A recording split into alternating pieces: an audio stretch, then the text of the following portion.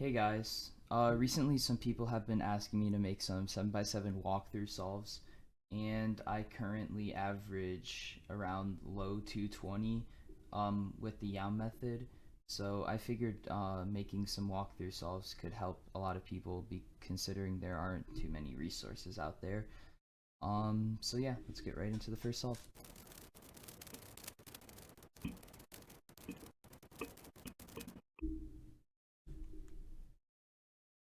Okay, so this is the first scramble. Um, hmm. For first two centers, I either do white or yellow since those are the only colors that I'm comfortable with on 7x7 and just for big cubes in general. Um, hmm.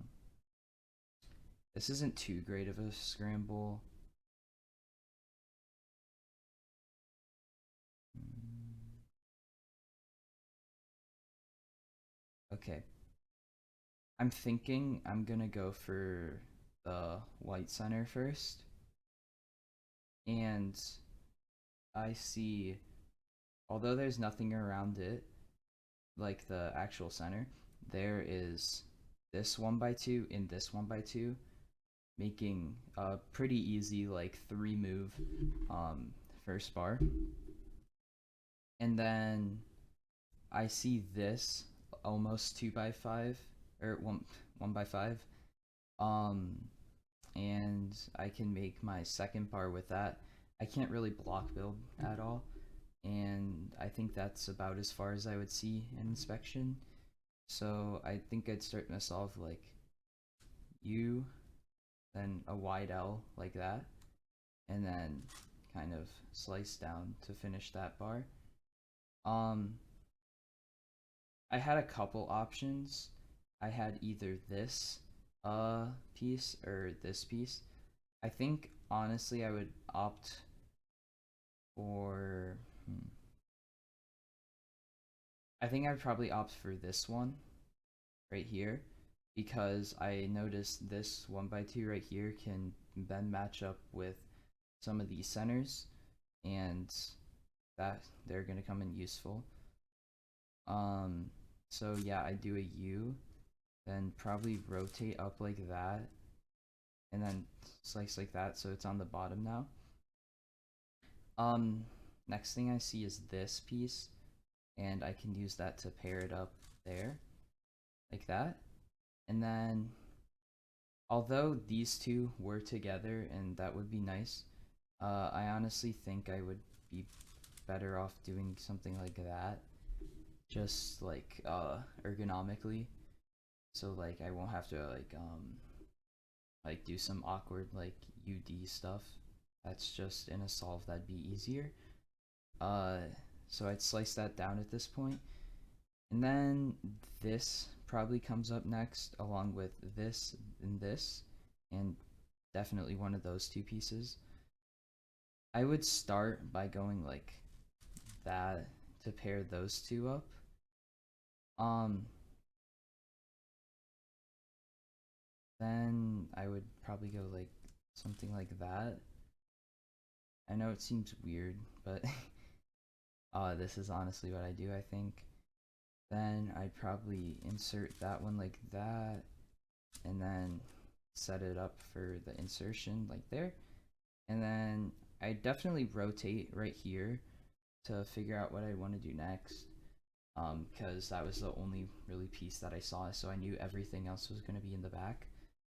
So I'd probably start by going like that, and then I don't see anything there, so I probably just do a U to be safe, and then rotate up. So like in case there is something like a 1x2 right here, I could just pair it up and then insert it. However, that's not the case. It is already paired up, so I'd probably just do like an F prime L or L, and then just go like U R2, and then rotating back to insert it. I'm noticing what I could possibly do for my first yellow bar, which I see this plus center and this 1x2, 2x2, I guess, mainly focusing on the middle 1x2, to where I can go like D, R prime, and then I'd slice insert that, rotate, and then insert like that. Next, what I would do is I saw this, so I would do a wide slice like that and insert there. Then I think I would see this next, although now that I see this, I'll keep that in mind. But what I would do here is like kind of just slice like that, insert like such, and then I know this was back here, and then I saw this that I can pair up. So pretty easy, insert like that. Could have been a better solution to that, but whatever, that's all. Then I'm gonna take this one down, and since I knew there wasn't anything there, there's about like a 50-50 chance that this center would be here. It would be either, like, I would slice down and see it. It would either be here or here half the time, or here the other half. So if the other half happened, that would kind of suck, but in a solve, I'm not really thinking like worst possible. I'm kind of just gonna like catch my odds. I know that can be bad, but like it definitely works like most of the time, because then I see, even if like, let's say it was here, like it wouldn't be that big of a deal to know, okay, it's here. So I'd rotate up, either do like a U or a U2, and then just insert it. So it's generally more worth it than not. But in this scenario, it was there, so I would go like that, see that too. I knew that was there, so I'd probably do a U prime D prime, like such, and then U2, kind of a sucky insert. At this point, I would be looking for what I could possibly make as my first two cross edges, and I think this time I'm gonna go for yellow, because I see these two are gonna be right next to not right next to each other, but in a decent spot. They're both gonna be right here, but I also see this paired red yellow and this final inner wing right here. So I'd insert like that, and then probably move on to here, knowing that I can come back to the orange yellow at any time. I would probably start by going like L prime U prime, and then taking that piece down, and then I saw that, so I would insert like that, and then I knew that was up there, so like that. The next thing I see is the yellow blue, and I saw this first, so I would probably go for it. However, in the solve, not in a time solved, I would notice this. So for this sake, since I'm acting like it would be in a real solve, I would probably go like that, and then I'd rotate up, and then see that those pair up, and then insert like that. Then the final thing I see is the yellow orange. I know this is also here, but I saw the yellow orange first, so I would do that. Kind of a bad habit, but I'd slice that in. Then right here, I'd rotate up, probably like finick a little because I see this, and then I would end up going for that choice because that's a lot more efficient than whatever I would have done. Then I would insert that piece there, and then we're done with our first three cross edges. Moving on to the last four centers, first thing I notice is definitely blue. However, there's an orange sort of thing right there. I don't know. If it turns into a better case, I might do like upside down like centers, like do this one next. I don't really do that. I usually pair up going like that way, but if it's a good case, I'll opt for that. So first thing I'll do is probably pair up like that, and then I notice that this plus center, and then it's just like an easy insert. Although in a solve I'd probably go like and bring this up like that and then do that. it's probably a better solution to go like that and then fix it there. But yeah, just something to keep in mind.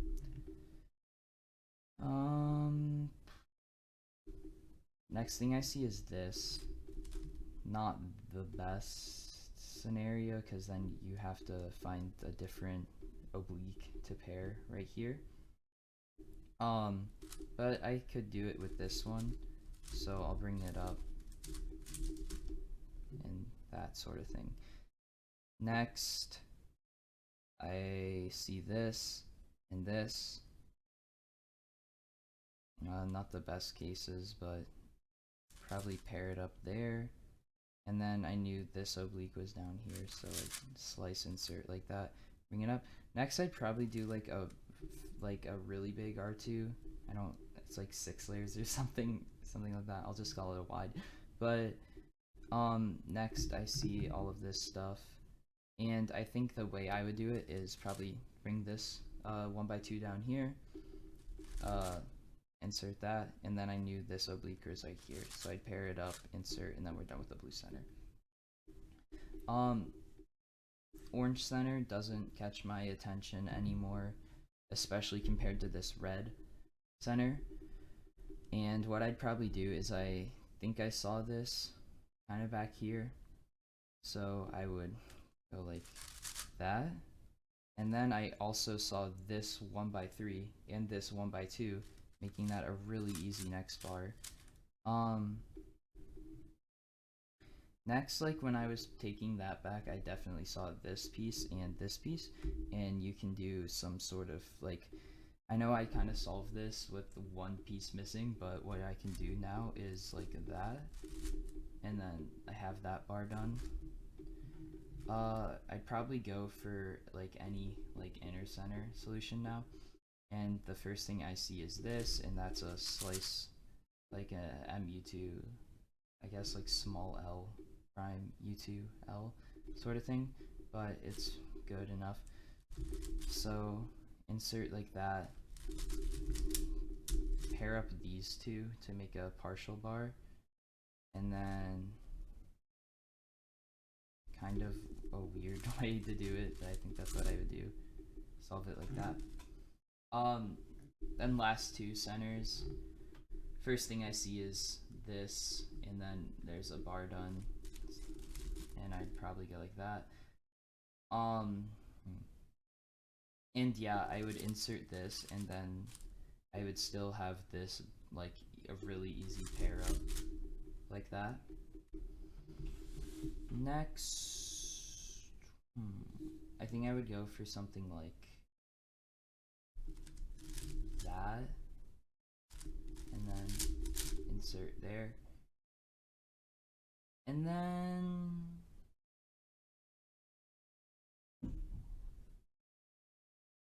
I think I would go for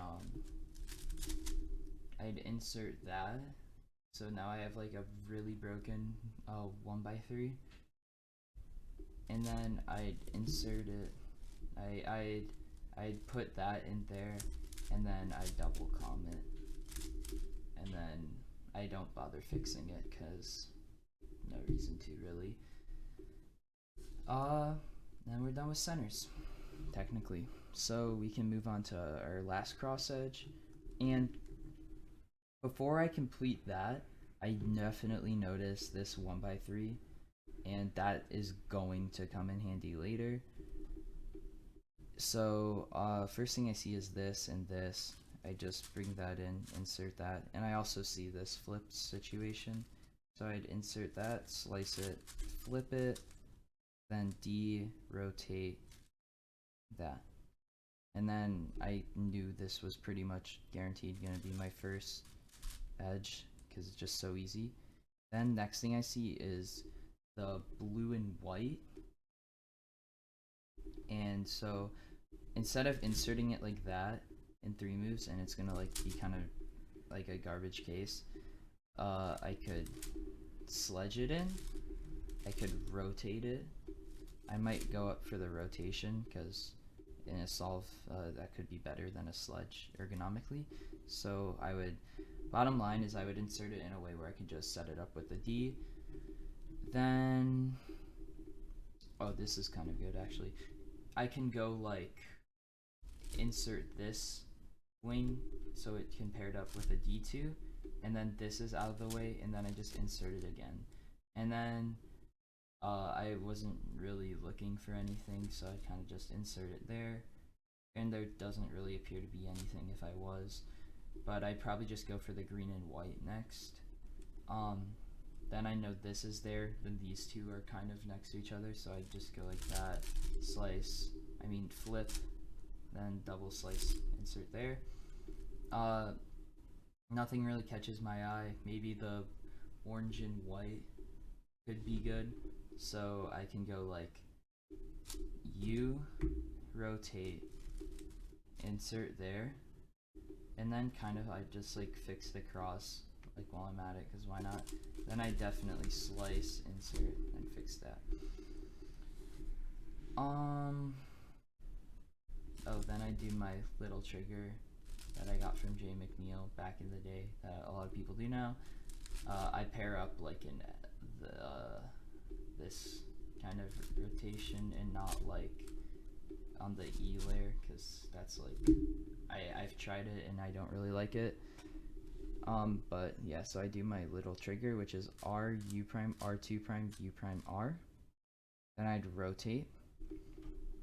First thing I see definitely is red and green for last 4 edges, so I'd probably just do a YD slice, knowing that this is gonna be paired up really easily and this is gonna be paired up at the same time. I'd go like that, and then I'd probably just do a U insert there because I couldn't see anything too great. Next I'd probably start orange blue like that, kind of F insert it. Then, okay, so right here I see this, how this is oriented, and I see this set, so I can insert it there while also solving something else like that. And I know we're at least gonna have inner parity at this point because it's just not a solid case, but yeah, so I would just F insert it like that, and then we get to this point. I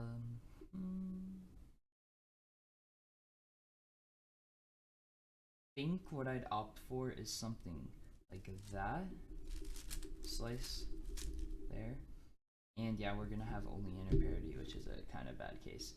So yeah, if I slice like that, end up like that, actually this case would probably be better to do a last 2 edge out, so I can go like, wait, yeah, I'm really forgetting the alg. Oh my god. No, yeah, I'd probably just end up going for this like inner parity in a solve anyways. That alg's so muscle memory, oh my god. But basically, yeah, I do that, rotate, finish off whatever's comfortable, which is that. Honestly, probably gonna fix parity like right now.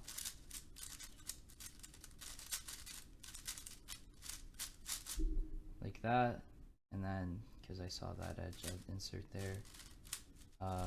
Standard F2L stuff. This right here, just back insert. I think I'd go like that. Then I'd see the OLO cancel, and then F firm. So yeah, that was a 7x7 walkthrough solve with the Yao method. Hopefully that helps some of you guys, and let me know if you want to see any more. See ya.